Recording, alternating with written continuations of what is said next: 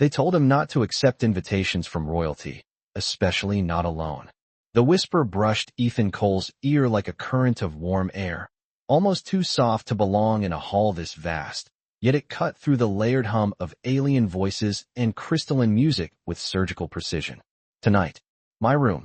Alone, human. His spine locked before his mind caught up, pulse spiking hard enough that he could feel it behind his eyes, each beat echoing inside his skull like a warning signal he'd long learned not to ignore. Around him, the grand chamber shimmered with impossible geometry, columns of translucent mineral rising 40 feet into a ceiling that glowed like frozen lightning, every surface reflecting hues of violet and blue that shifted with each movement of the crowd. The air smelled faintly metallic, like rain on hot steel, laced with something sweeter he couldn't name, something that made his thoughts feel just a fraction slower than they should be. He didn't turn immediately. Training, human, not military, told him to wait, to breathe, to understand the room before reacting to it. But the room had already reacted to him. Conversations dimmed in subtle waves, not stopping, just bending, like a field adjusting around a foreign object. Eyes followed him. Too many eyes, too many shapes of pupils, all focused on one thing. The human who had just been singled out by a princess. Ethan exhaled slowly, steadying his hands at his sides, fingers brushing the seam of his worn utility jacket, fabric that still carried faint traces of machine oil and burnt insulation from a life that made sense. He wasn't supposed to be here. A systems engineer, contract grade at best, pulled into royal orbit because he could fix things others couldn't, or wouldn't. That was all. Not a diplomat. Not a soldier. Definitely not someone meant to stand in a hall where every glance carried the weight of hierarchy older than Earth's recorded history. And yet, the whisper lingered, not in his ears but in his chest, like it had settled there, waiting. He finally turned his head just enough to catch her reflection before he faced her directly. Princess Lyra Vedhari stood across the chamber, elevated by nothing yet somehow above everyone. Her turquoise skin catching the ambient light in a way that made it seem almost luminous, like she wasn't reflecting the room, but generating her own gravity within it. Her gaze met his through layers of distance and bodies, precise, unblinking, and disturbingly calm. No smile. No signal to soften the command she'd just given. Just certainty. Ethan swallowed, the taste of metal sharper now, and for a second, something instinctive stirred, a reflex older than language, urging him to step forward, to respond, to follow.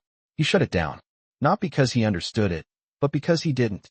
The music swelled again, the court pretending normalcy, but the shift had already happened.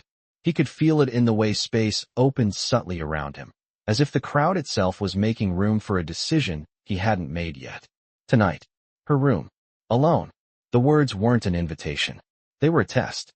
And Ethan Cole had the sinking feeling that whatever answer he gave, the entire empire was already listening. The whisper did not fade when the music returned. It stayed with him, steady and quiet, like a second heartbeat that did not belong to him. Ethan Cole moved through the crowd because standing still felt more dangerous, his boots barely making a sound against the smooth, glass-like floor that reflected every shifting light above. Conversations brushed past him in languages his translator only half understood, layered tones and harmonic clicks that made meaning feel just out of reach. But one thing was clear in every glance that followed him. Expectation. Not curiosity. Not even hostility. Expectation, like a test already in motion. He reached the edge of the chamber where the light dimmed slightly and the air cooled, and for the first time since the whisper, he let himself breathe deeper, pulling in air that still carried that faint metallic sweetness. It clung to the back of his throat, subtle but persistent, like something designed to linger. He had worked on enough alien systems to recognize when an environment was doing more than existing. This place was calibrated, tuned, and right now, it felt like it was tuning itself to him. Ethan rested a hand briefly against one of the crystalline columns, the surface warm and faintly vibrating under his palm, almost like it was alive, responding to the energy of the room. He pulled his hand back immediately. Do not get comfortable, he told himself. Not here. Not with them. A pair of alien nobles passed behind him, their voices low but not low enough. His translator. Caught fragments. Human resilience. Unpredictable biology. Viability uncertain. He kept his expression neutral, but the words settled heavy in his chest.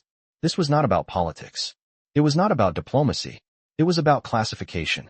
He had seen it before, just never this close to the center of power. Something shifted in the air, subtle but immediate, and the hum of the chamber dipped just enough for him to notice. Ethan turned slightly, not fully, just enough to catch her again. Princess Lyra had not moved much, yet the space around her had changed. The crowd gave her a wider margin now, as if her presence carried a pressure field no one dared cross. Her gaze found him again with the same precision, but this time there was something else beneath it. Not softness, not warmth. Calculation, yes, but layered with something quieter. Observation, as if she was not waiting for him to come to her, but studying how he chose not to. Ethan felt the pull again, stronger this time, not physical but instinctive, a pressure in his chest urging motion, urging response, urging him to close the distance. His fingers curled slightly at his sides before he forced them still. He had felt similar pressure once before, deep in a failing reactor chamber where alarms screamed and heat climbed past 120 degrees Fahrenheit, every instinct telling him to rush, to act fast, to fix something immediately. That was how systems failed, not from lack of action, but from the wrong action at the wrong time. He had survived by slowing down when everything else demanded speed. This felt the same. Different environment. Same principle. Across the chamber, Lyra tilted her head almost imperceptibly, as if acknowledging something he had not said out loud. The corner of her mouth did not lift, but the intensity in her eyes shifted just a fraction, like a variable adjusting in a complex equation. Ethan exhaled again, slower now, grounding himself in the simple rhythm of breath, in the weight of his own body, in the fact that he was still in control of at least one thing, his choice. Tonight. Alone. The words returned, clearer now, sharper. Not an invitation. Not a command. A variable waiting for input. And for the first time, Ethan realized something that sent a colder chill through him than any threat could have. Whatever happened next was not about what she wanted from him. It was about what he would choose to become when the entire room stopped pretending it was not watching. He knew the moment the decision stopped being abstract, because the room began to empty without anyone announcing it. Not abruptly, not in any way that would trigger alarm, but in a slow, deliberate shift, like a tide pulling back before something larger moved in. Ethan Cole stood where he was for a few seconds longer than necessary, tracking the exits, the guards, the subtle repositioning of bodies that pretended not to be watching him while clearly making space for what came next. The music softened, then thinned, until it became little more than a distant vibration under his feet. Even the air felt different, less crowded, more focused, as if the environment itself was narrowing its attention. He let his gaze sweep the chamber one last time, not searching for escape but for pattern, for confirmation that this was controlled, intentional. It was. Every detail, from the shifting light to the spacing between columns, felt engineered to guide movement without forcing it, to suggest rather than command. His kind of system, and that was what made it dangerous. Because systems like this did not break. They adapted. Ethan exhaled slowly and stepped forward. The path to her was not marked, but it might as well have been. The floor beneath his boots shifted in hue as he moved, subtle gradients of blue deepening with each step, responding to his presence like a sensor array mapping his trajectory. He did not look down again. If this place wanted him to feel observed, he would not give it the satisfaction of seeing him react to every detail. Instead, he focused on her. Princess Lyra had not moved from her position, but now the distance between them felt measured, deliberate, like a corridor defined by attention rather than walls. As he approached, he became aware of another layer to the air, something warmer, heavier, pressing gently against his skin. It was not heat in the physical sense, not something you could measure in degrees Fahrenheit, but it created the same effect, a subtle elevation in his pulse, a tightening across his chest that made each breath feel just slightly more intentional than the last. He recognized it for what it was. Not danger, in the traditional sense, but influence. A field designed to draw a response. Ethan slowed his steps, not stopping, just adjusting, letting his body settle into a rhythm he controlled rather than one imposed on him. When he finally came to a stop a few feet from her, the rest of the chamber seemed to fall away entirely. No voices, no movement, just the faint hum beneath the floor and the steady, measured sound of his own breathing.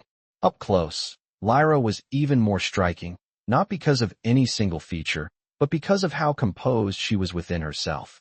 Her posture was perfect without effort, her expression calm without being empty, her eyes fixed on him with a level of attention that felt almost physical. She was not scanning him. She was reading him. "You heard me," she said, her voice low but clear, each word precise, carrying easily through the quiet space between them. It was not a question.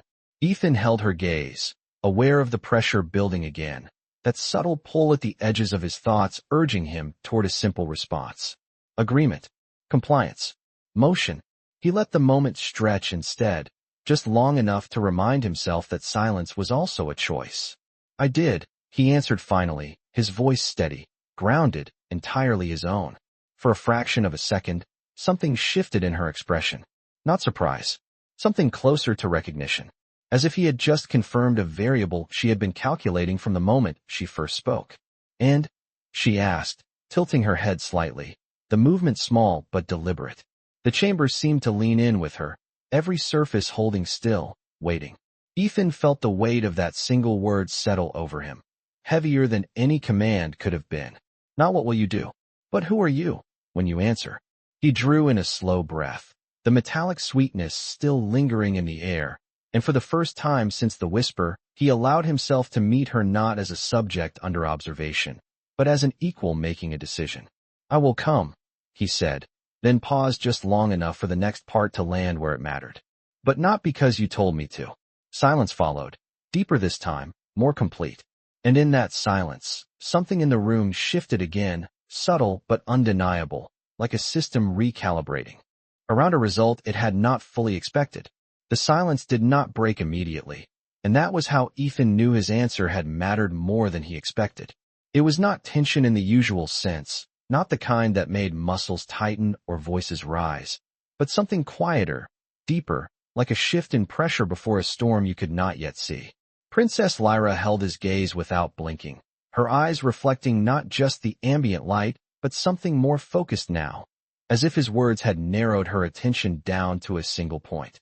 Around them, the chamber remained still, but the stillness no longer felt passive. It felt like a system holding its breath. Then, slowly, she inclined her head, the movement precise and controlled, but not dismissive. Acknowledgement, not of obedience, but of choice.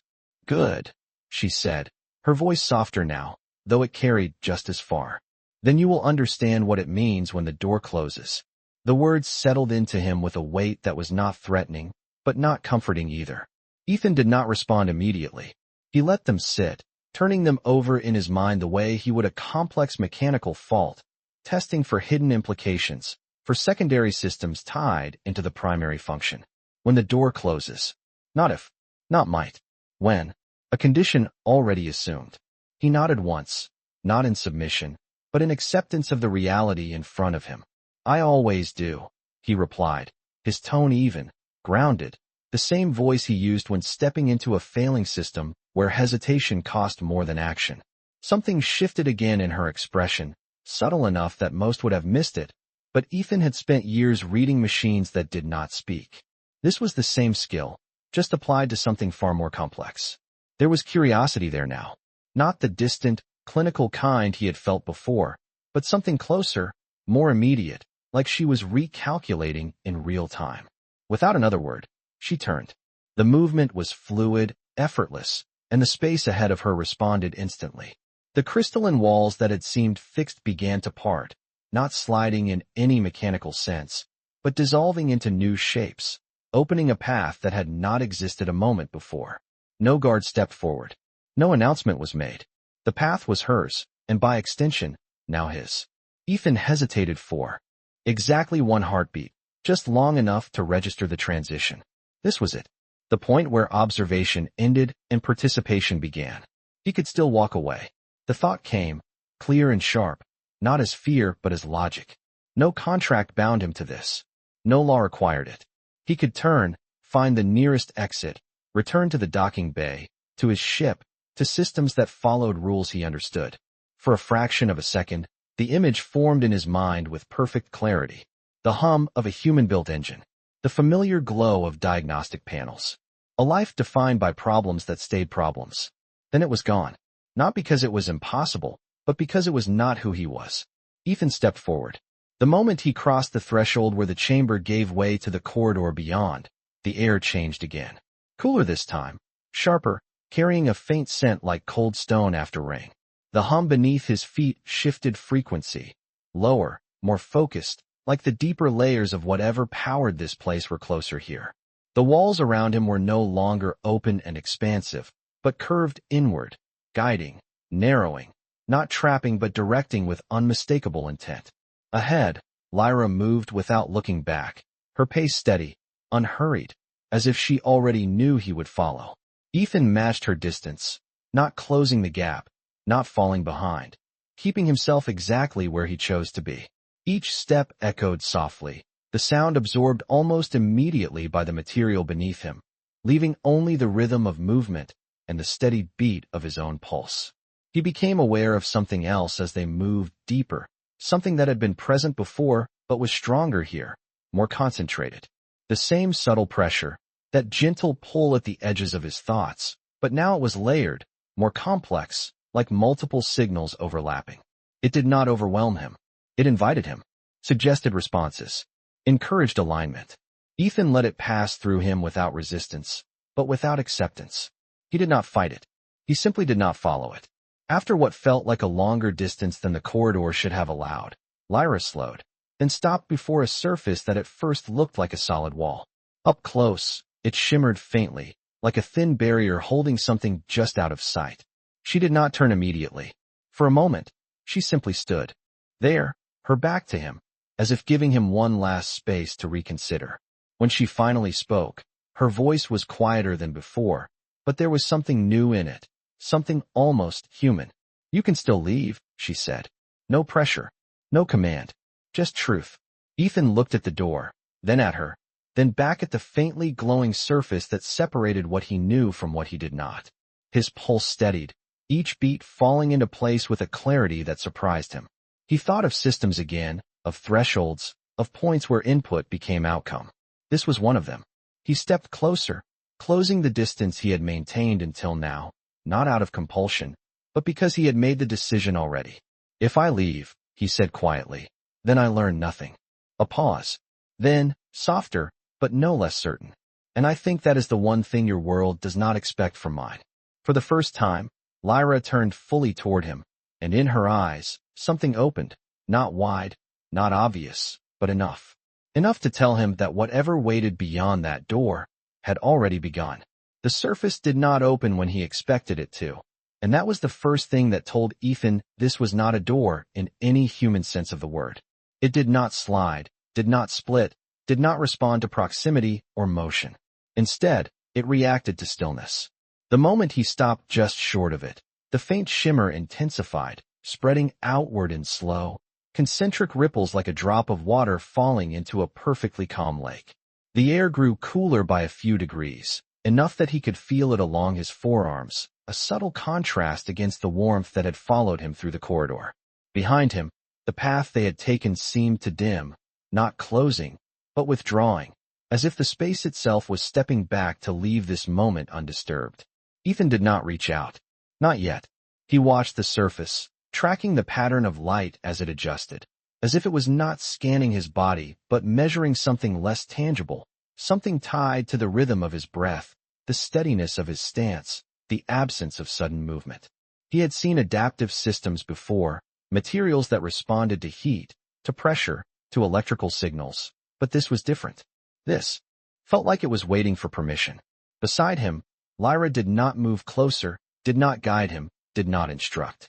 She stood just behind his shoulder now, close enough that he could sense her presence without looking, the faint shift in air pressure, the almost imperceptible warmth that radiated from her, distinct from the environment around them.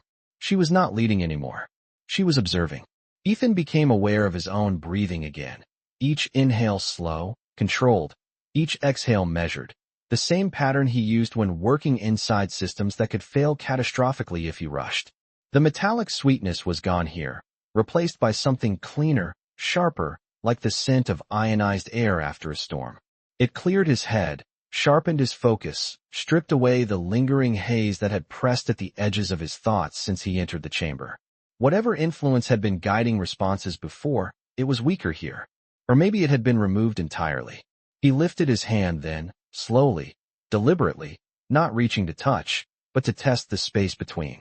The surface responded instantly, the shimmer tightening, the ripples accelerating, converging toward the point just inches from his fingertips.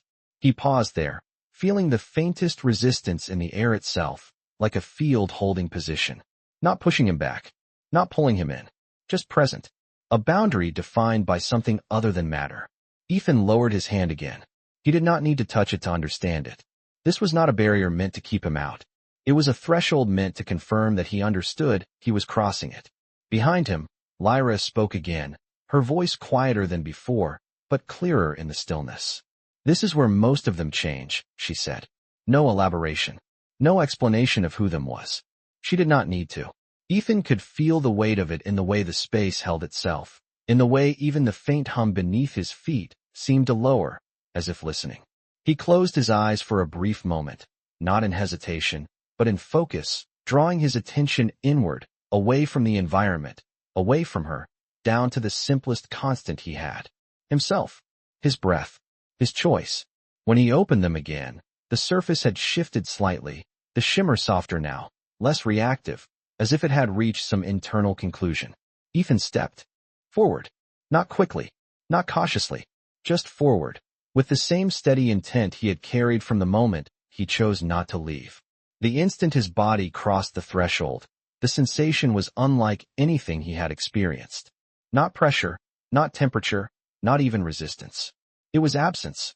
For a fraction of a second, the environment seemed to fall away entirely. No sound, no scent, no sensation of space, just a brief, absolute stillness where even his own heartbeat felt distant. Then it returned, all at once but different. The air was warmer here, but not heavy, carrying a faint glow that seemed to come from the walls themselves, soft gradients of light that pulsed slowly, almost in sync with his breathing. The space was smaller than he expected, enclosed but not confining, the surfaces smooth and organic, as if grown rather than constructed. Ethan took one step further inside, then another, his senses adjusting, recalibrating, mapping the new environment the way he always did, piece by piece, detail by detail. Behind him, the threshold sealed without sound. He did not turn. He did not need to. The change in the air told him everything. No return without intention. Ahead, Lyra moved past him now, no longer behind, her presence shifting from observer to something else, something closer to participant. She stopped at the center of the room and turned to face him fully, the soft light catching in her eyes, reflecting something he had not seen before. Not calculation, not distance, something quieter, something uncertain. "Now," she said, and for the first time since he met her, there was no command in her voice at all. Only truth. "You will see what they could not."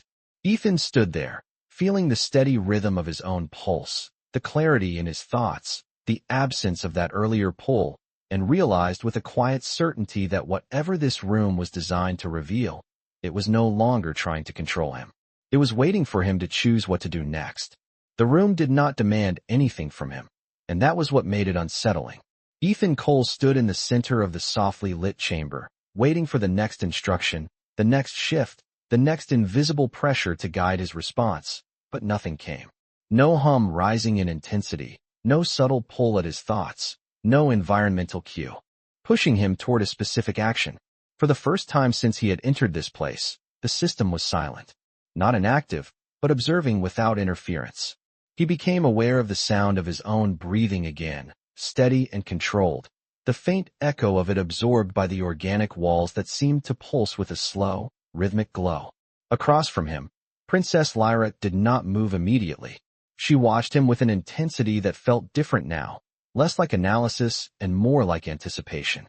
Not of what he would do, but of what he would choose not to do. That difference mattered. Ethan shifted his weight slightly, grounding himself, letting his senses map the space again. The temperature held steady, somewhere just below comfortable, maybe 68 degrees Fahrenheit, cool enough to keep his focus sharp. The air was clean, almost sterile, carrying none of the earlier influences that had blurred the edges of his instincts. Whatever this room was designed for, it stripped variables away instead of adding them. A controlled environment for a controlled decision. You feel it, Lyra said quietly, her voice carrying easily in the stillness. It was not a question. Ethan glanced at her, then back to the space around him. I feel the lack of it, he replied. No pressure, no suggestion, no guidance. He paused briefly, searching for the right word. That is unusual here. For a moment, Lyra did not respond. Then she took a single step closer, the soft light shifting across her features, revealing something more human than before, something less distant. This room does not guide, she said. It reveals. The words settled between them, heavier than it should have been. Reveal what? Ethan did not ask it out loud. He already understood the shape of the answer, even if not the details. Systems like this did not show you something new. They removed everything that was not essential until what remained could no longer be ignored. Ethan exhaled slowly, his gaze drifting briefly to the walls as the faint pulsing light adjusted again, slower now, almost synchronized with his breathing. That was not coincidence. The room was not influencing him, but it was reflecting him, mirroring internal states through external cues. Feedback without control. He had seen experimental systems like this once, back on a research station orbiting Mars, environments designed to study human decision-making under isolation. They never worked perfectly. People always reacted to the knowledge of being observed. But here, this was different. Here, the observation felt patient. Lyra took another step closer, closing part of the distance between them, but still leaving space, still not imposing. Others came here before you, she said. Each one believed they understood themselves. Her gaze held his, steady, unblinking. None of them did. Ethan felt the faintest flicker of something in his chest, not fear, not even concern, but recognition. He had seen that pattern before too. People confident in their reactions until the environment stripped away their usual context. Until instinct met clarity. He nodded slightly. And what happens when they realize that? Lyra's expression shifted, just enough to register something like regret. They choose, she said. And that choice defines them, permanently. The word echoed in Ethan's mind, not as a threat, but as a fact. Permanent. Not because the room changed them, but because they revealed something they could not ignore afterward. He looked down at his hands briefly, flexing his fingers once, feeling the steady control and the motion, the absence of tremor, the absence of external influence. Then he looked back at her. So this is it, he said quietly. No tricks. No hidden systems. Just me. For the first time, Lyra's lips curved slightly, not quite a smile, but something close. Just you, she confirmed. The room pulsed once, gently, like a heartbeat shared between space and occupant. Ethan drew in a slow breath, feeling the clarity settle deeper, the noise of the outside world fading into something distant, irrelevant. Whatever this room revealed, it would not force him to become anything. It would simply show him what he already was. And for reasons he could not fully explain, that felt more dangerous than anything he had faced before. The room did not change when he moved, but something inside him did, and that was when Ethan Cole realized the test had already begun. It was not waiting for a signal or a command. It had been active the moment he stepped inside. The light along the walls continued its slow, steady pulse, but now he could feel the pattern more clearly, not imposed on him, but echoing him, adjusting with each breath he took, each subtle shift in his stance. It was not controlling his rhythm. It was revealing it.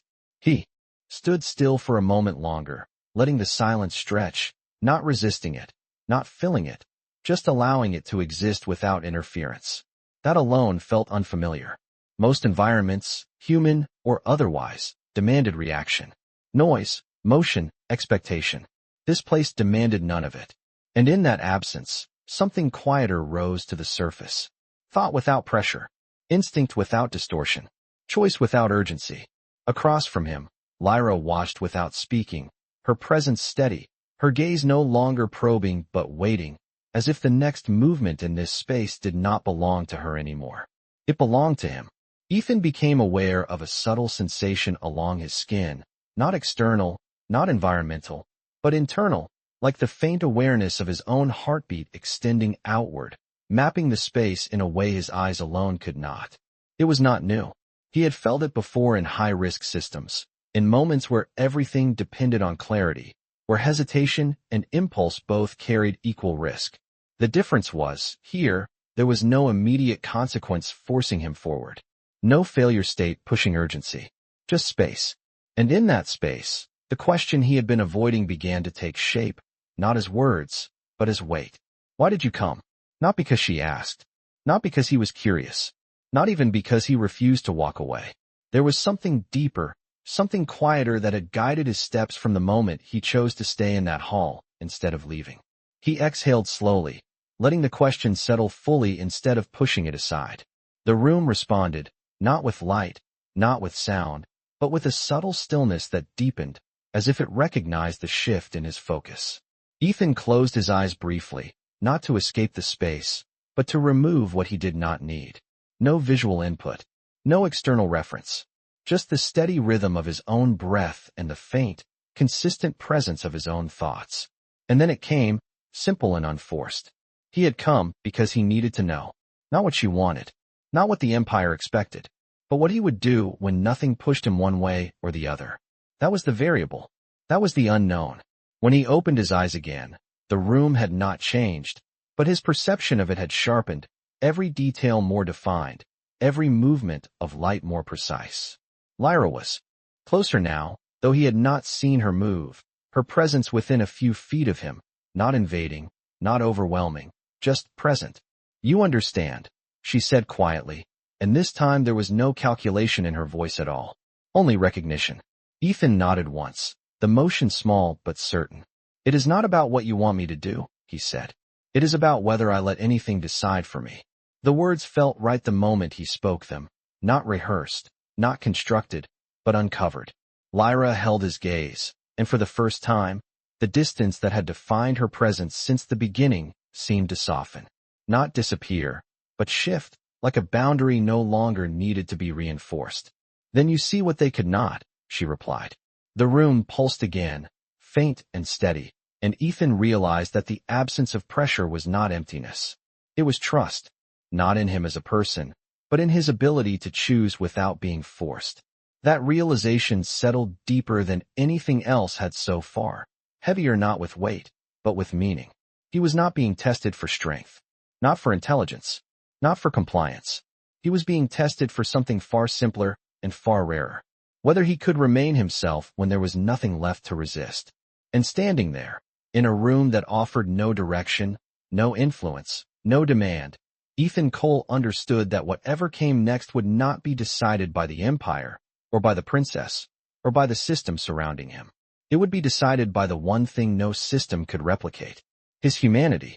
The moment he understood it was about choice, the room began to show him something else, not through images or projections, but through absence, through what it refused to do. It did not reward him. It did not respond with approval. It simply remained, steady and neutral, as if acknowledging that the first layer had been passed, but not completed. Ethan Cole stood there, feeling the clarity settle into his chest, grounding him in a way that felt almost unfamiliar after everything he had experienced since arriving. Most systems responded when you solved them. They gave feedback, signals, confirmation. This one did not. And that told him there was more. He shifted his stance slightly, testing again, not the room, but himself, and that was when he noticed it. The faintest return of that earlier sensation, not as strong as before, not overwhelming, but present. A subtle warmth in the air, a gentle pressure at the edges of his awareness, like a suggestion forming without words. It did not push. It did not demand. It simply existed, offering a path without forcing him to take it. Ethan recognized it immediately. This was the second layer. Not control, not influence in the direct sense, but invitation. A direction that felt natural, comfortable, easy to follow. His body reacted before his thoughts fully formed, a slight lean forward, a shift in weight, a subtle alignment with that invisible current. It would have been effortless to continue, effortless to let the moment guide him. to let instinct and environment blend into a single, seamless decision. Across from him, Lyra did not move, but her eyes sharpened, watching not his actions, but the moment before them. The decision point. Ethan felt it clearly now, the difference between being free of pressure and being offered a path. Both could shape an outcome. Both could lead to the same place. But only one was truly his. He inhaled slowly, deeper this time, pulling in the clean, sharp air of the room, letting it fill his lungs fully before releasing it just as controlled. The subtle pull remained, patient, waiting, not forcing, not fading, just present. He understood then why others had failed. Not because they were weak, not because they lacked intelligence, but because the second layer was harder than the first. It did not feel like a test. It felt like agreement, like alignment, like the correct answer already forming itself inside you, waiting for you to accept it. Ethan closed his eyes again, not for long, just enough to separate the sensation from his own intent. He had learned this in systems where feedback loops created false stability, where everything felt correct until it was not. You had to break the loop to see the truth. When he opened his eyes, the room looked the same, but the sensation had shifted, or rather, his awareness of it had. It was no longer a suggestion. It was just there, separate from him, distinct. He straightened, adjusting his posture back to neutral, not resisting the pull, but not following it either. Choosing a third position, his own. Lyra's gaze changed then, unmistakably. Not curiosity, not calculation, something deeper. Respect. Not given lightly, not offered freely, but earned in a moment that required no words. You felt it, she said quietly, her voice softer than before, almost careful. Ethan nodded once. Yes. A brief pause. Then, more deliberately. And I chose not to follow it. The room responded, but not in any obvious way. The light pulsed once, slower, deeper, like a confirmation that did not need to be announced. The subtle pressure in the air faded completely, leaving behind only the clean, quiet space he had felt before. Lyra took a small step closer, closing the distance to just a few feet, but still not crossing into his space. Most believe that freedom means the absence of control, she said. They do not see the second part. Ethan held her gaze, understanding already forming before she finished. That freedom also means choosing when something feels right, he said. She inclined her head slightly. And choosing whether that feeling is truly yours. Silence settled again, but this time it felt different. Not heavy, not expectant, complete. Ethan exhaled slowly, feeling something shift inside him. Not change, but clarity, like a piece of a system finally aligning into place. This was not about resisting everything. It was about recognizing what belonged to him and what did not. And in a universe filled with forces that constantly shaped, influenced, and redirected, that might have been the rarest ability of all. He stood there, steady and grounded, and for the first time since entering the palace, he felt something close to certainty. Not about what would happen next, but about who would decide it. The absence of pressure did not mean the test was over, and Ethan Cole felt that truth settle into him the way a system reveals a deeper layer only after the obvious faults are cleared. The room remained calm, steady, almost indifferent, but something beneath that stillness had shifted again, not outwardly, but in the way it held him. It was no longer observing just his reactions. It was waiting for initiative.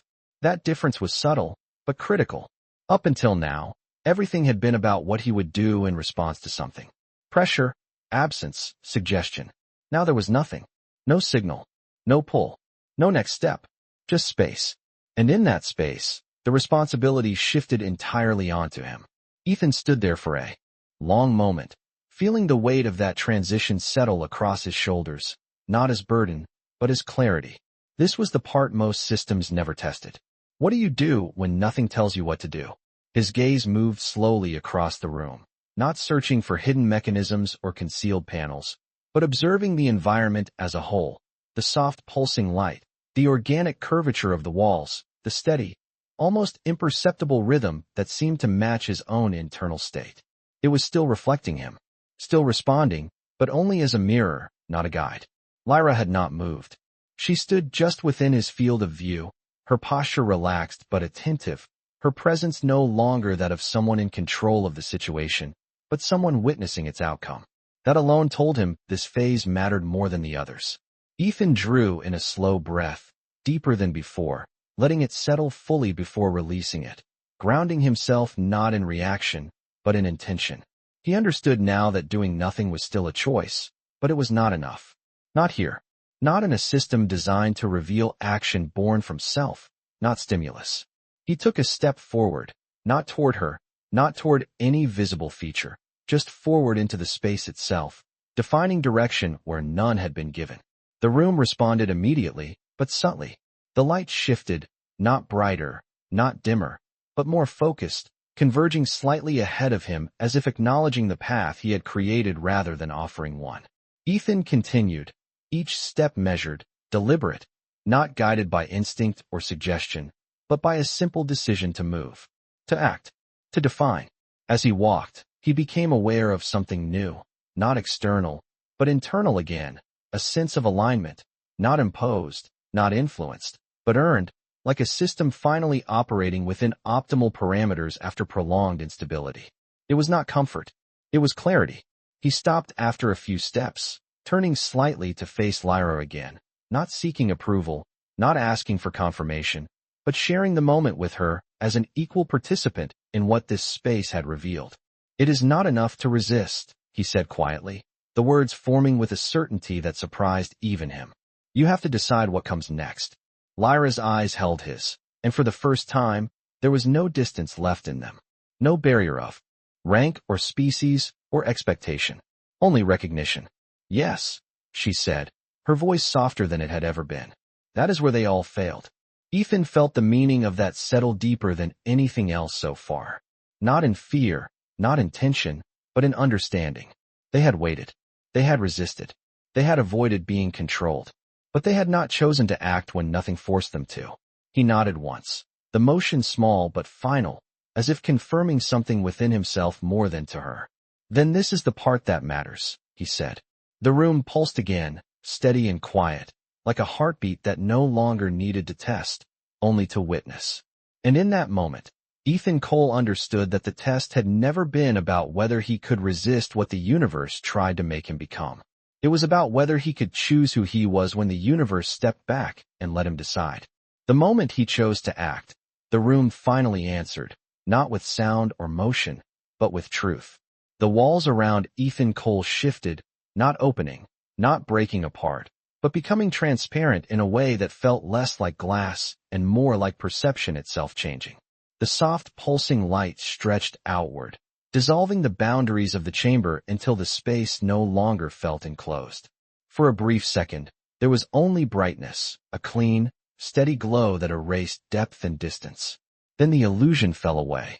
Ethan did not move, but everything around him did.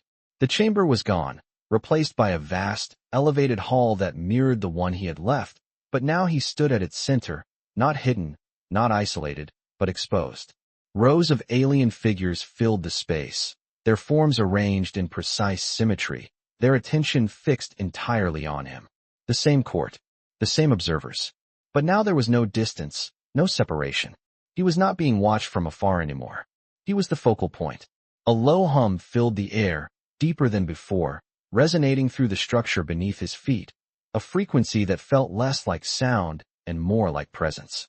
Ethan exhaled slowly, grounding himself again, recognizing the transition for what it was. This was not a new environment. This was the truth behind the previous one. The room had never been private.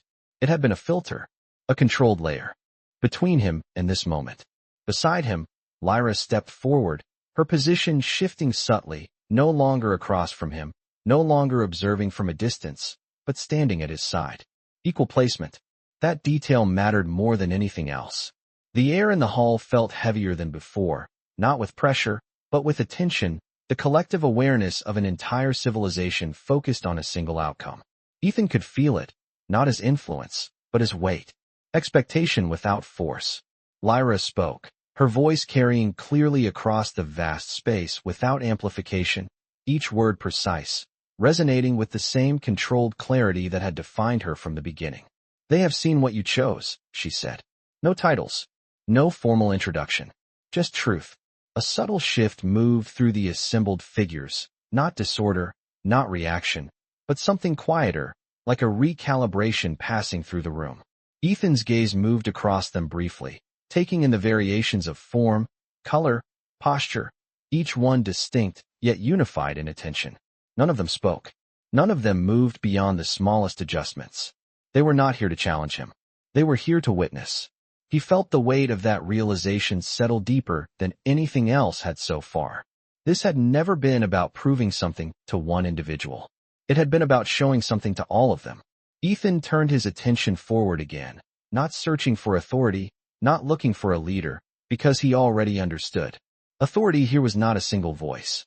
It was the collective, the system itself. And for the first time, he understood why the earlier layers had been necessary.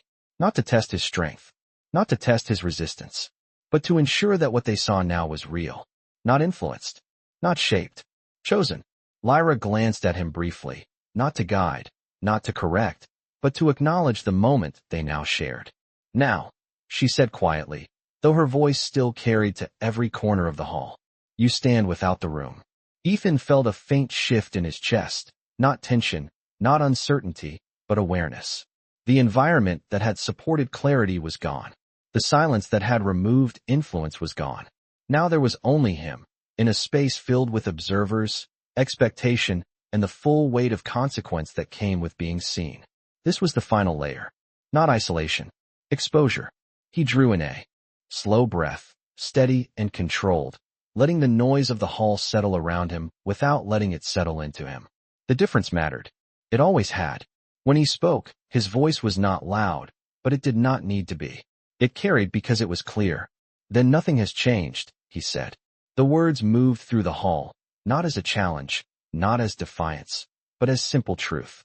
A faint ripple passed through the gathered figures again, deeper this time, more pronounced, though still controlled. Lyra did not look away from him. Everything has changed, she replied. Ethan met her gaze, steady, grounded, the same certainty holding him in place. Only if I let it, he said. Silence followed, but it was not empty. It was full, dense with meaning, with recognition, with something shifting at a level far beyond a single room or a single moment. And standing there, no longer hidden, no longer filtered, Ethan Cole understood that this was no longer a test of who he was in isolation. This was a revelation of who he remained when the entire universe was watching. The silence did not break because no one dared to break it, and Ethan Cole understood that in this place, silence itself carried meaning. It was not empty. It was waiting. The vast hall held its breath, every figure still, every gaze fixed, not demanding, not pressing, but present in a way that could not be ignored.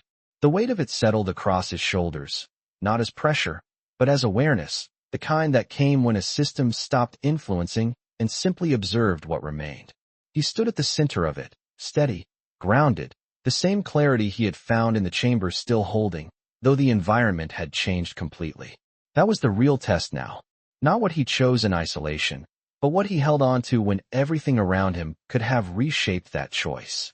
Lyra remained at his side, not speaking, not guiding, her presence quiet but undeniable, as if even she had stepped back to allow this moment to unfold without interference. Ethan became aware of the subtle shifts in the hall, not movement in the physical sense, but in the collective focus, the way attention adjusted, the way something unseen passed through the gathered figures like a silent exchange. They were not just watching him. They were evaluating what his presence meant. Not just for him, for them. That realization settled deeper than anything before it. This was not a personal test. It was a decision point for an entire civilization. Ethan exhaled slowly, letting the air fill his lungs, grounding himself in something simple and constant. Breath, heartbeat, choice. The same elements that had carried him through every layer so far. Nothing had changed. Not really. The environment had shifted. The audience had expanded. But the core remained the same. What do you do when nothing forces you? What do you do when everything is watching? He took a small step forward, not toward any specific figure, not toward a throne or a focal point, just forward into the space that had opened around him.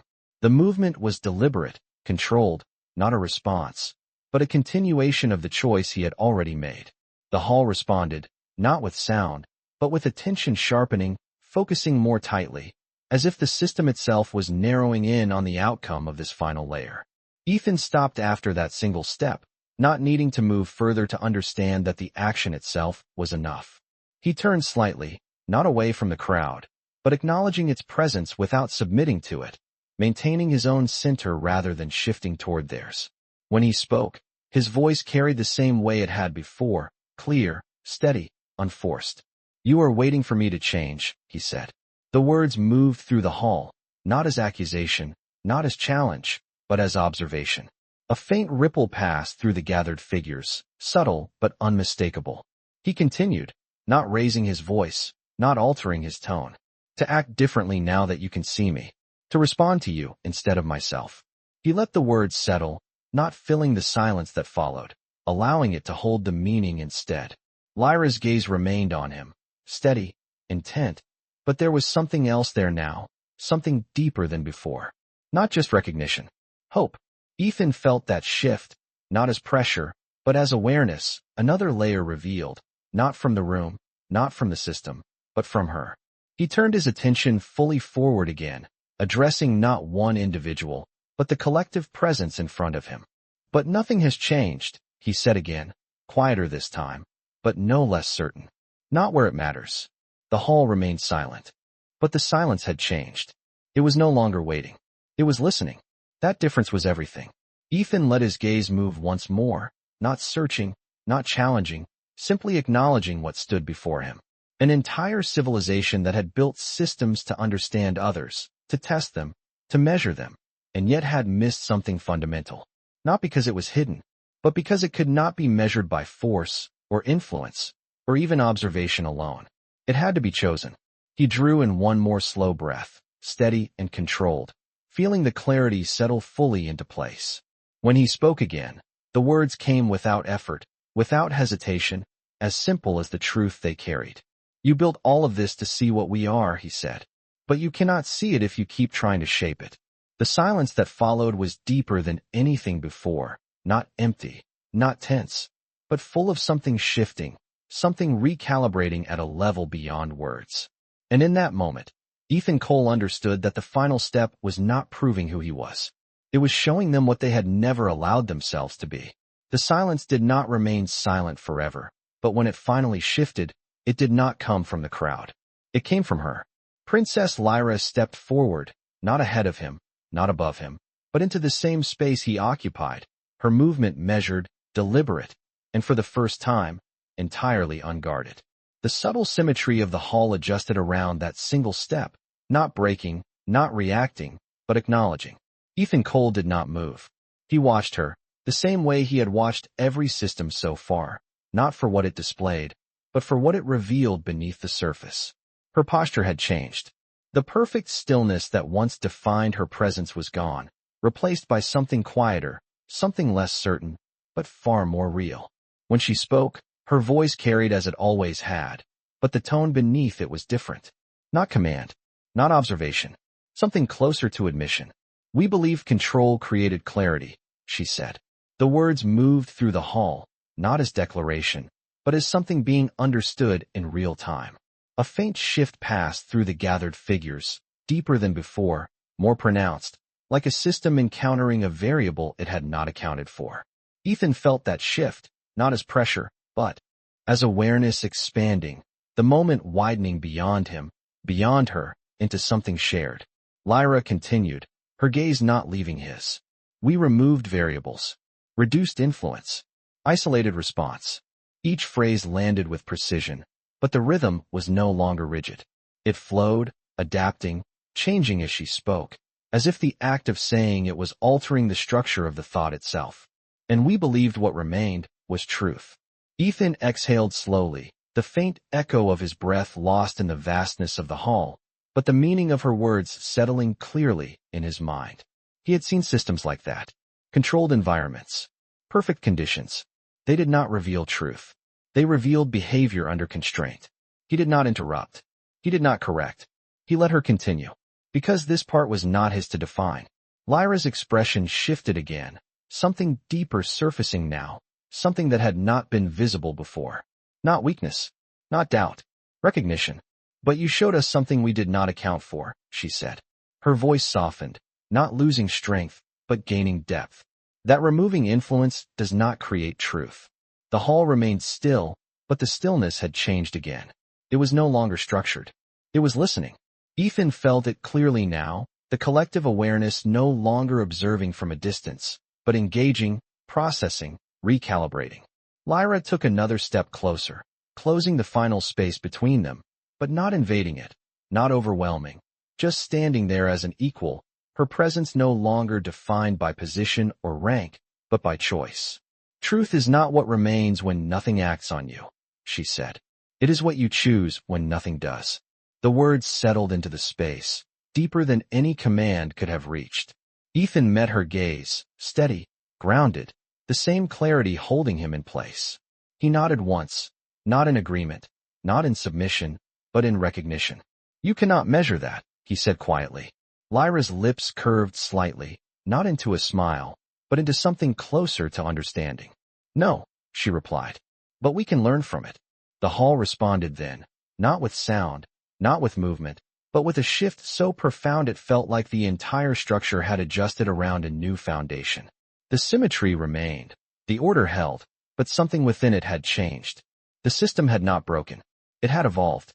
Ethan felt that realization settle into him, not as triumph, not as victory, but as something quieter. Completion, not of the test, but of its purpose. He looked out across the gathered figures once more, not as an outsider, not as a subject, but as someone who had become part of the moment they were now all sharing. Then stop trying to control it, he said. The words were simple, but they carried further than anything he had said before. Let it exist. Silence followed, but it was no longer the same silence that had defined the beginning. It was not waiting. It was not observing. It was becoming. And standing there, side by side, Ethan Cole and Princess Lyra understood that what had started as a test of one human had become the turning point of something far larger than either of them alone. The hall did not return to what it had been, and that was how Ethan Cole knew the moment could not be undone. Nothing collapsed, nothing broke, nothing dramatic marked the shift, but the air itself felt different, lighter in a way that had nothing to do with atmosphere and everything to do with understanding. The perfect symmetry of the chamber remained intact, yet it no longer felt rigid. It felt open, not physically, but conceptually, as if something within the system had released its need to define everything that passed through it. Ethan stood where he was, the center of attention still, but no longer the center of tension. That distinction mattered. Beside him, Lyra remained still for a moment longer, her gaze no longer fixed in analysis, but drifting slightly, taking in her own people as if seeing them from a different perspective for the first time. When she finally moved, it was not toward him, and not away, but forward, stepping into the space between him and the gathered court. Not to stand above them, but to stand with them. That single shift in position carried more meaning than any declaration. Ethan watched her, recognizing the choice for what it was. Not symbolic. Real. The kind of change that did not announce itself loudly because it did not need to. It simply existed, and everything else adjusted around it. A low resonance moved through the hall, deeper than before, not a sound, but a collective response, subtle and controlled, yet undeniable.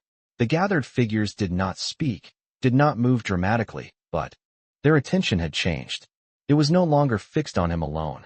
It expanded, including her, including the space between them, including something larger that had not been present when this began. Ethan exhaled slowly, feeling the steady rhythm of his own breath, the same anchor that had carried him through every layer of this experience. Nothing had taken that from him. Nothing had needed to. That, he realized, was the point. Lyra turned slightly, her profile catching the soft light of the chamber, her expression calm, but no longer distant. When she spoke, her voice carried as it always had, but now it held something that had not been there before. Not authority, not command, conviction. We sought to understand by shaping, she said, her words moving outward through the hall, reaching every listening presence.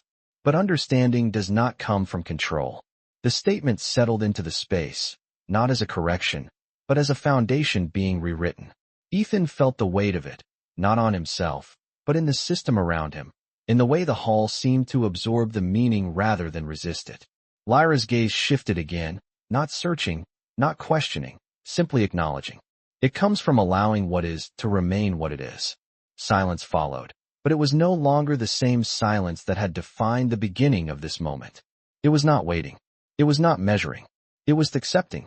Ethan stood there, no longer needing to speak, no longer needing to prove anything, because the purpose of his presence had already been fulfilled. He had not changed them by force. He had not convinced them with argument.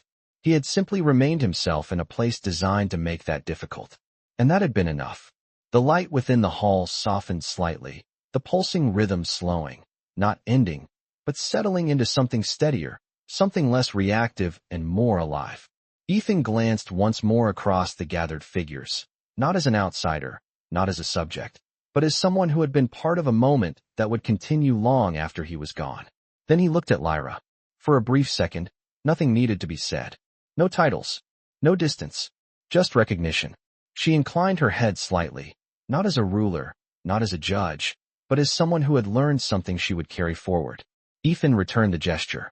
Just as small, just as simple. And then he turned, not away from them, but toward the path that would take him back to his own world, his own life, the systems he understood, the problems he could fix. The hall did not stop him. No one called out. No one intervened. Because for the first time, there was nothing left to test. As he walked, the sound of his footsteps remained soft, absorbed almost instantly by the living structure beneath him, leaving only the quiet rhythm of movement and breath. At the threshold, he paused for just a fraction of a second, not in hesitation, but in acknowledgement of what had happened here. Then he stepped through. Behind him, the hall remained, unchanged in form, but transformed in purpose. And far beyond that place, beyond the stars and the systems that measured everything they could observe, something small and human had shifted something vast and ancient, not by conquering it, but by reminding it of something it had forgotten. He was not born to command the universe. He was born to choose who he would be within it. And that had been enough.